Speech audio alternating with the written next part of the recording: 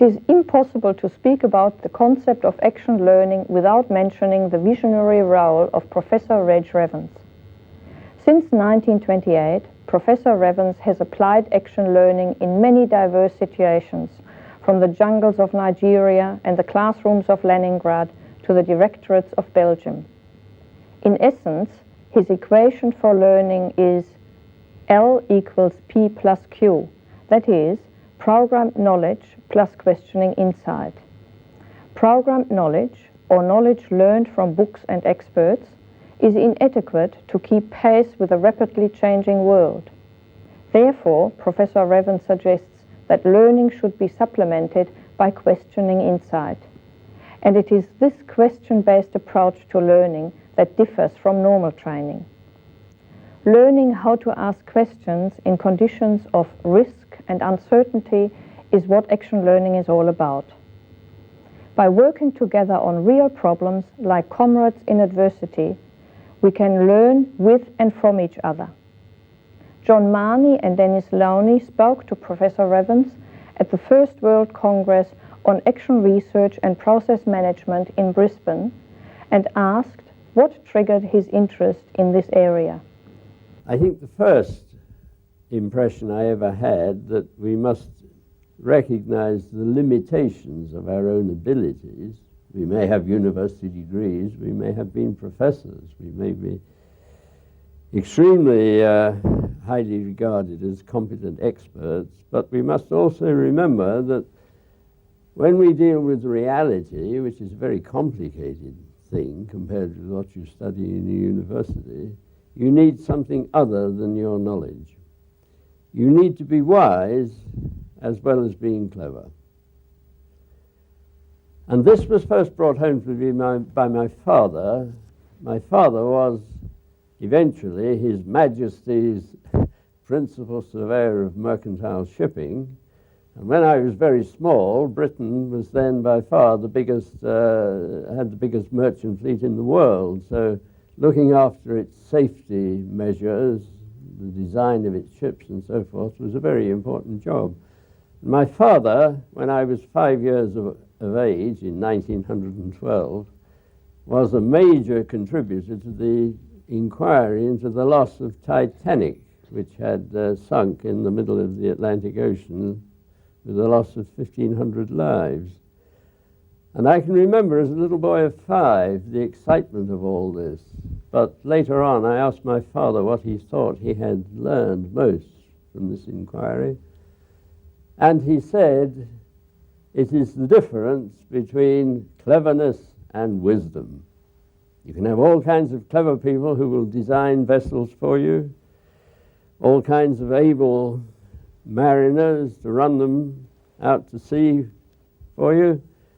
But if you run into unusual conditions, you may have not only to have a lot of experts who understand this, that, and the other. You may need wise people who take a wider view and say, look here, I think I understand this, but there are certain very profound questions I should be asking myself. If I run away with the idea that I understand everything there is because I am expertly qualified, I'm not only get into trouble, but people around me too. Now this I picked up when I was quite young, but it came out later on when I, at the age of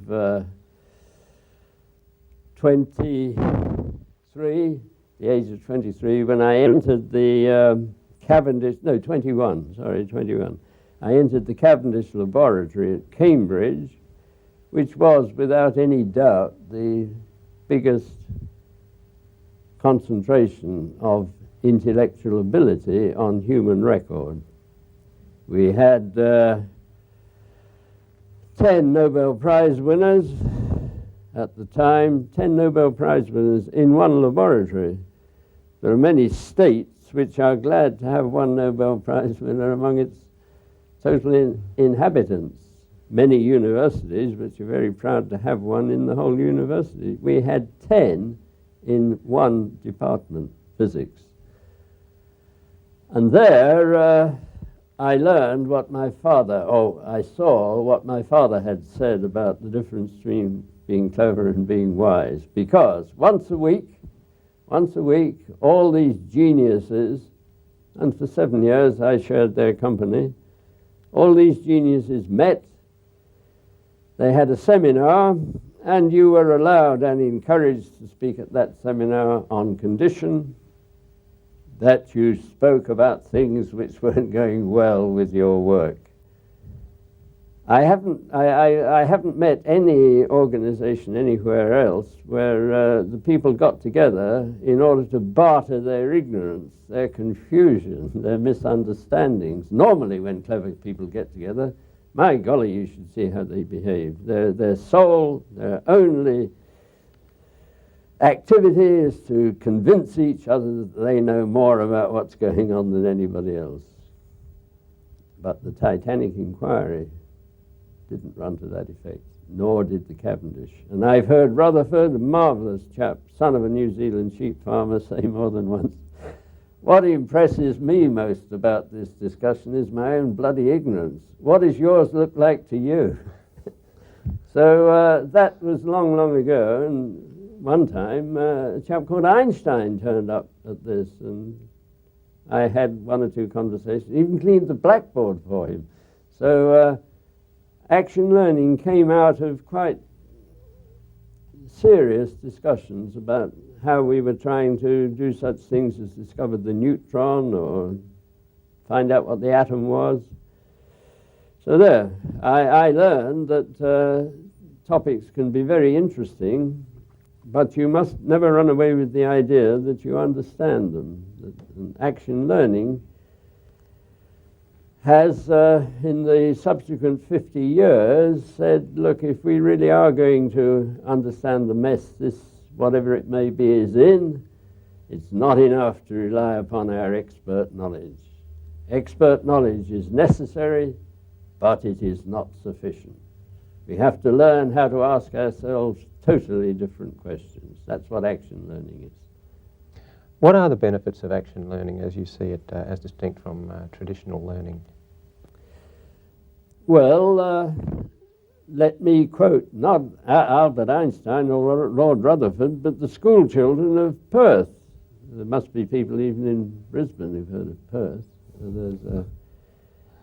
I had turned this whole idea that the distinction between cleverness and wisdom, I tried to simplify it by saying we learn in this life, that is, we become acquainted to deal with conditions which might arise tomorrow, which didn't arise yesterday.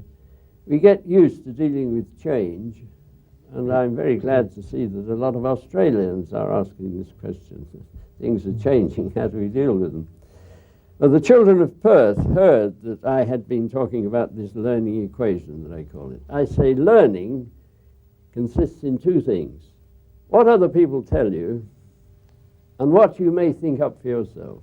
That's a very simple way of putting it. But day after day, you can be attending lectures. You can even be watching me on television for that, or video for that matter. You can be picking up ideas you get from other people, and they may be helpful. But if you say, this man or this woman understands so much about this topic that I needn't start asking myself fresh questions, you're in trouble. And the school children of Perth somehow found that I had been talking about action learning. Learning equals P, programmed instruction, plus Q, questioning insight. L equals P plus Q. These kids had been picking this up, and they met the children from other schools and said, look, we should be thinking about our school syllabus and having much more chance to ask questions than we're getting at the moment. And they wrote a paper called the Q Factor Center, which they sent to the Ministry of Education, saying what we should be doing in school is giving a lot more time to questioning. And this has led to many things. The Ministry of Education sent the paper that these children had written to me in Manchester. I said, marvelous to think that here are these youngsters, aged between, I think, 13 and 17, saying, how do we develop our questioning insight? By building a Q Factor Center. And I showed the paper that that they had written to a lot of people from Leningrad, the United States, at a big international conference, and said, you write from Leningrad to Perth, or from Cincinnati to Perth, or from Stockholm to Perth, because it's only if your children exchange their ideas with the other children that true learning will take place. So what I'm hoping is that action learning adds to traditional learning, to traditional education, this positive interest in how do I ask myself fresh questions. It's quite true. Before I can answer the question, before I can find the answer to the question, either by going to somebody who I think might know the answer, or turning to the encyclopedia and looking up the answer there, before I can expect to get the question answered, I have to discover what is the relevant question to put. This may be a bit difficult to explain, but I think the difference between action learning and traditional education is that action learning puts the first emphasis upon what it is you don't know and how you explore this ignorance of yours in order to say, now these are the questions which I should put, now I want the help of other people to answer the questions, or I must go to the library to get the answer.